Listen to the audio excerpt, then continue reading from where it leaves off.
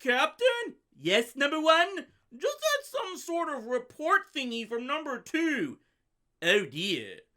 High up in the bridge of the ship, the captain stared out into the infinite reaches of space with mild irritation. From where he reclined beneath a wide-domed bubble, he could see before and above him the vast panorama of stars through which they were moving. A panorama that had thinned out noticeably during the course of the voyage. Turning and looking backward, over the vast 2-mile bulk of the ship, he could see the far denser mass of stars behind them, which seemed to form an almost solid band. This was the view throughout the galactic center from which they were traveling, and indeed had been traveling for years, at a speed that he couldn't quite remember at the moment, but he knew it was terribly fast. It was something approaching the speed of something or other. Or was it 3 times the speed of something else? Jolly impressive, anyway. He peered into the bright distance behind the ship, looking for something. He did this every few minutes or so, but never found what he was looking for. He didn't let it worry him anyway.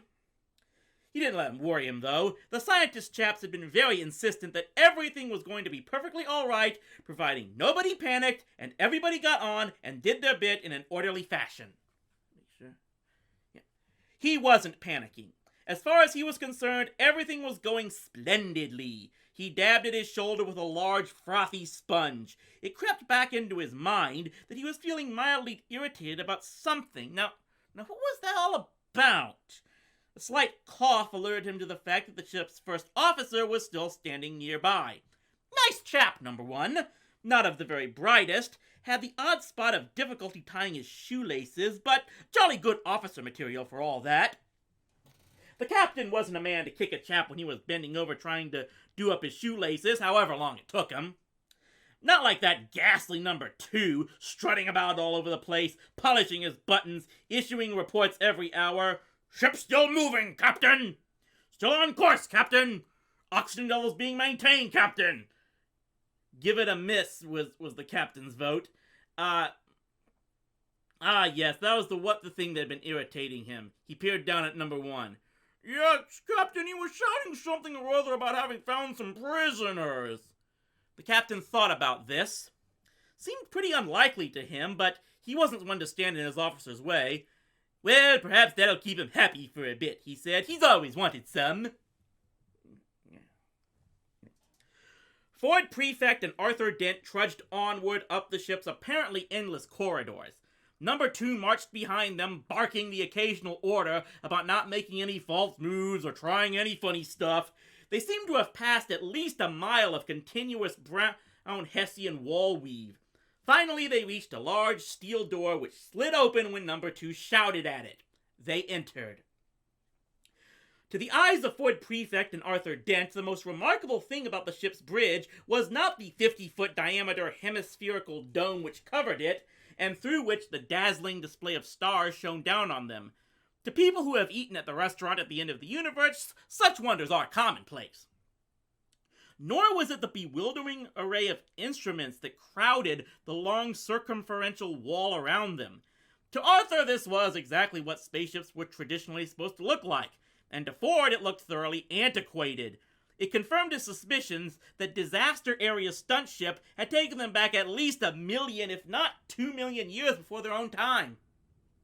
No, the really thing that caught them off balance was the bathtub. The bathtub stood on a 6-foot pedestal of rough-hewn blue water crystal and was of a Baroque monstrosity not often seen outside the Maximegalon Museum of Diseased Imaginings. An intestinal jumble of plumbing had been picked out in gold leaf rather than decently buried at midnight in an unmarked grave. The taps and shower attachment would have made a gargoyle jump. As the dominant centerpiece of a starship bridge, it was terribly wrong, and it was with the embittered air of a man who knew that number 2 approached it. "Captain, sir!" he shouted through clenched teeth, a difficult trick, but he'd had years during which to perfect it. A large genial face and genial foam-covered arm popped up above the rim of the monstrous bath. "Ah, hello, number 2, said the captain, weaving a cheery sponge. "Having a nice day?" Number 2 snapped even further to the attention than he already was. "I have brought you the prisoners I located in Freezer Bay 7, sir!" he yapped. Ford and Arthur coughed in confusion. Hello," they said. The captain beamed at them. So, number 2 had really found some prisoners. Well, good for him, thought the captain. Nice to see a chap doing what he's best at. "Oh, hello there," he said to them. "Excuse me not getting up, just having a quick bath. Well, gin and tonics are all around. Well, gin and tonics all around then. Look in the fridge, number 1. "Certainly, sir." It is a curious fact, and one to which no one quite knows how much importance to attach, that something like 85% of all known worlds in the galaxy, be they primitive or highly advanced, have invented a drink called gin and tonics, or genintics, or genononics, or any one of 1,000 or more variations on the same phonetic theme. The drinks themselves are not the same, and vary between the Slovenian Chinatomings, which is ordinary water served at slightly above room temperature, and the Gagrakakian Tizian Antonitis, which kills cows at 100 paces, and in fact the one common factor between all of them, beyond the fact that the names sound somewhat the same, is that they were all invented and named before the worlds concerned made contact with any other worlds. What can be made of this fact? It exists in total isolation. As far as any theory of structural linguistics is concerned, it is right off the graph, and yet it persists. Old structural linguists get very angry when young structural linguists go on about it. Young structural linguists get deeply excited about it and stay up late at night convinced that they are very close to something of profound importance, and end up becoming old structural linguists before their time, getting very angry with the young ones.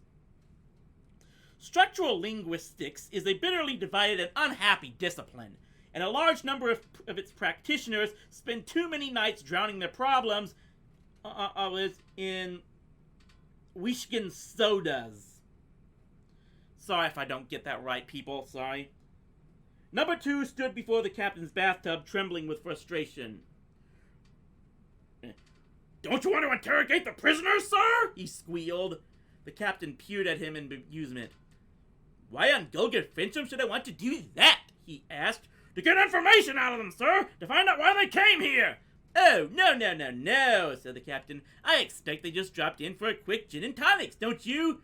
"But sir, they're my prisoners! I must interrogate them!" The captain looked at them doubtfully.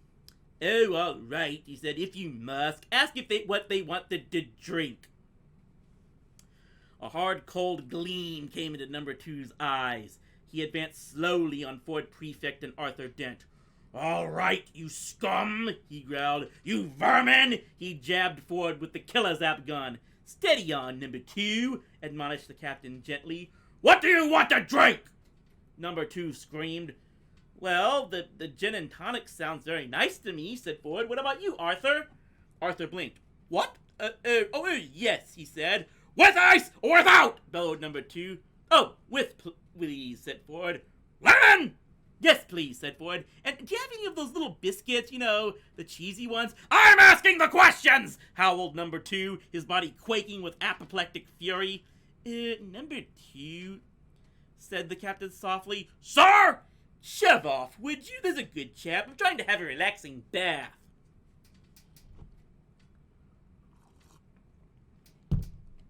Number 2's eyes narrowed and became what are known in the shouting and killing people trade as cold slits. The idea presumably being to give your opponent the impression that you have lost your glasses or are having difficulty keeping awake. Why this is frightening is an as-yet unresolved problem. He advanced on the captain, his number 2's mouth, a thin, hard line. Again, tricky to know why this is understood as fighting behavior. If, while wandering through the jungle of Troll, you were suddenly to come upon the fabled ravenous bug-bladder beast, you would have reason to be grateful its mouth was a thin, hard line, rather than, as it usually is, a gaping mass of slathering fangs. "May I remind you, sir," hissed number 2 at the captain, "that you have now been in that bath for over 3 years?" This final shot delivered, number 2 spun on his heel and stalked off to a corner to practice darting eye movements in the mirror. The captain squirmed in his bath. He gave Ford Prefect a lame smile. "Well, you need to relax a lot in a job like mine," he said. Ford slowly lowered his hands. It provoked no reaction. Arthur lowered his. Treading very slowly and carefully, Ford moved over to the bath pedestal. He patted it. "Nice," he said. "Nice," he lied. He wondered if it was safe to grin. Very slowly and carefully, he grinned. It was safe. He said to the captain. "Yes?" said the captain.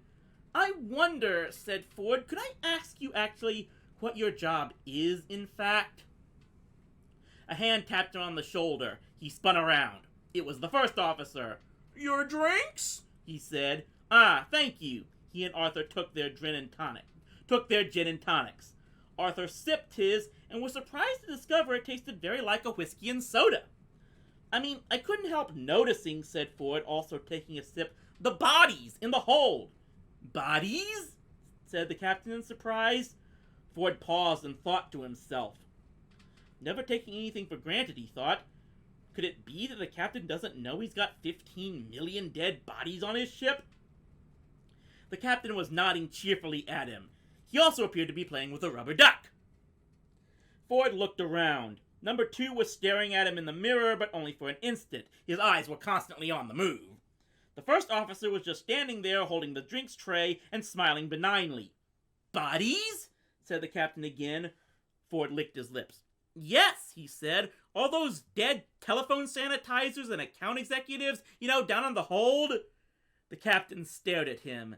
Suddenly he threw back his head and laughed. "Oh, they're not dead," he said. "Good Lord, no, they're frozen. They're going to be revived." Ford did something he very rarely did. He blinked. Arthur seemed to come out of a trance. "You mean you've got a hold full of frozen hairdressers?" he said. "Oh, yes," said the captain. "Millions of them. Hairdressers, tired TV producers, insurance salesmen, personnel officers, security guards, public relations executives, management consultants, you name it. We're going to colonize another planet." Ford wobbled very slightly. "Exciting, isn't it?" "What, with that lot?" said Arthur. "Now don't misunderstand me," said the captain. "We're just one of the ships in the Ark fleet. We're the B Ark, you see. Sorry, could I ask you to just run a bit more hot water for me?" Arthur obliged, and a cascade of pink, frothy water swirled around the bath. The captain let out a sigh of pleasure. "Thank you so much, my dear fellow. Do help yourself to more drinks, of course." Ford tossed down his drink, took the bottle from the first officer's tray, and refilled his glass to the top. "What," he said, "is a B Ark?" "This is," said the captain, and swished the foamy water around joyfully with the duck. "Yes," said Ford, "but, well, what happened, you see, was," said the captain, "our planet, the world from which we have come, was, so to speak, doomed." "Doomed?" "Oh, yes. So what everyone thought was, let's pack the whole population into some giant spaceships and go and settle on another planet." Having told this much of the story, he settled back with a satisfied grunt. "You mean a less doomed one?" prompted Arthur. "What did you say, dear fellow? A less doomed planet you were going to settle on?" "Are going to settle on, yes. So it was decided to build 3 ships, 3 arcs in space, and I'm not boring you, am I?" No, said Ford firmly. "It's fascinating. It's delightful," reflected the captain, "to have someone else to talk to for a change." Number 2's eyes darted feverishly about the room again, and then settled back on the mirror, like a pair of flies briefly distracted from their favorite piece of month-old meat. "Trouble with a long journey like this," continued the captain, "is that you end up just talking to yourself a lot, which gets terribly boring because half the time you know what you're gonna say next." "Only half the time?" said Arthur in surprise.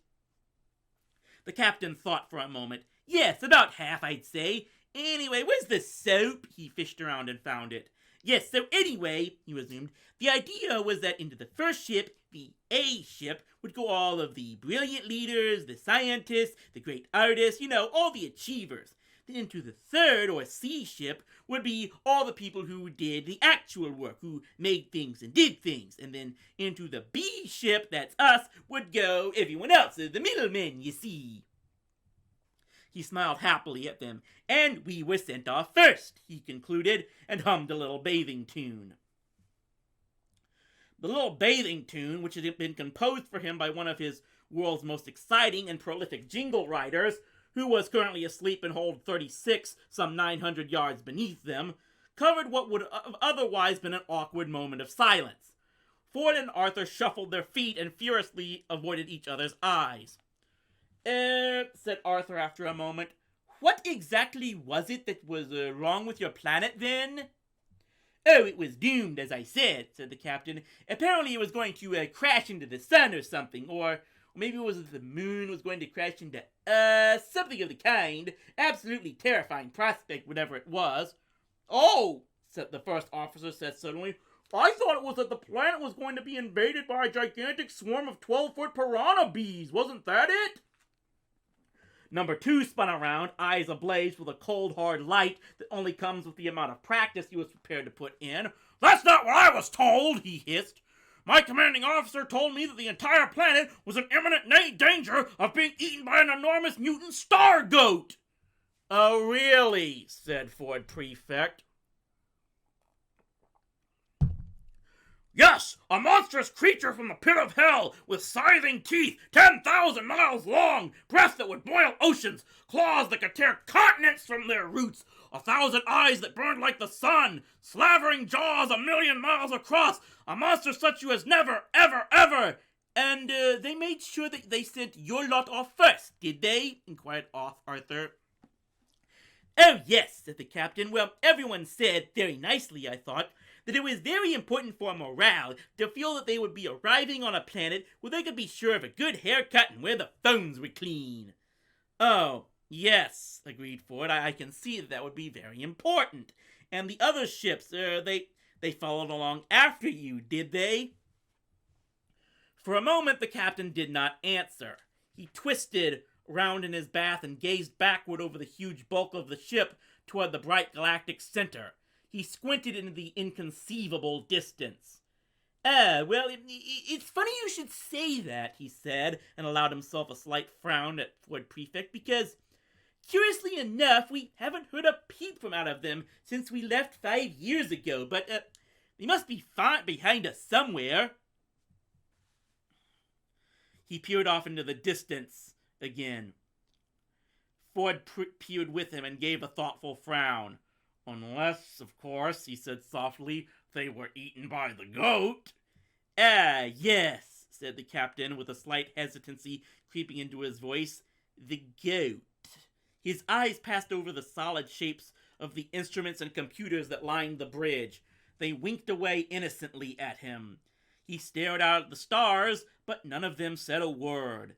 He glanced at his first and second officers, but they seemed lost in their own thoughts for a moment. He glanced at Ford Prefect, who raised his eyebrows at him. Sorry. It's a funny thing, said the captain at last, but now that I actually come to tell the story to someone else, I mean, does it strike you as odd, number 1? Said number 1.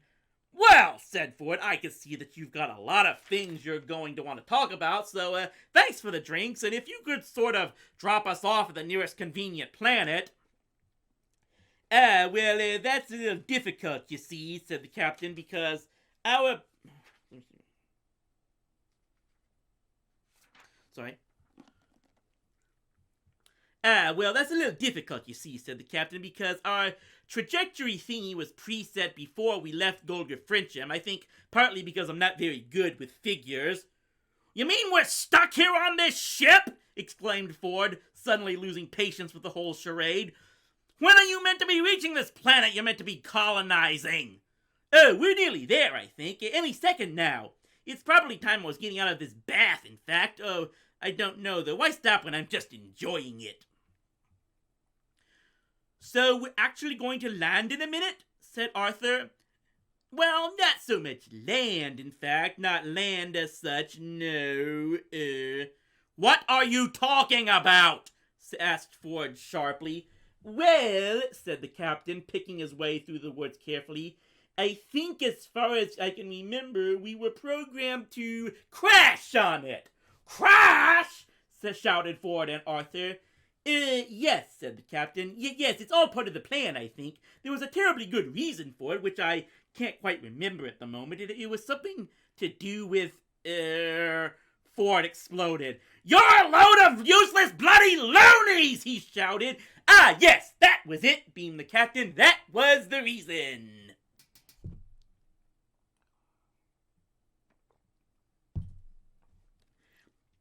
The Hitchhiker's Guide to the Galaxy has this to say about the planet of Golga Frenchum. It is a planet with an ancient and mysterious history, rich in legend, red, and occasionally green with the blood of those who sought in times gone by to conquer her. A land of parched and barren landscapes, of sweet and sultry air, heady with the scent of the perfumed springs that trickle over its hot and dusty rocks and nourish the dark and musty lichens beneath. A land of fevered brows and intoxicated imaginings, particularly among those who taste the lichens. A land also of cool and shaded thoughts among those who have learned to forswear the lichens and find a tree to sit beneath. A land also of steel and blood and heroism. A land of the body and of the spirit. This was its history. And in all this ancient and mysterious history, the most mysterious figures of all were without a doubt those of the great circling poets of Arium. These circling poets used to live in remote mountain passes, where they would lie in wait for small bands of unwary travelers, circle around them, and throw rocks at them. And when the travelers cried out, saying why they didn't go away and get on with writing some poems instead of pestering people with all of this rock-throwing business, they would suddenly stop and then break into one of the 794 great song cycles of Vasilian. These songs were all of extraordinary beauty and even more extraordinary length, and all fell into exactly the same pattern. The first part of each song would tell how there once went forth from the city of Vasilian a party of 5 sage princes with 4 horses. The princes, who are of course brave, noble, and wise, travel widely into distant lands, fight giant ogres, pursue exotic philosophies, take tea with weird gods, and rescue beautiful monsters from ravening princesses before finally announcing that they have achieved enlightenment and that their wanderings are therefore accomplished. The second and much longer part of each song would then tell all of their bickerings about which one of them is going to have to walk back. All this lay in the planet's remote past.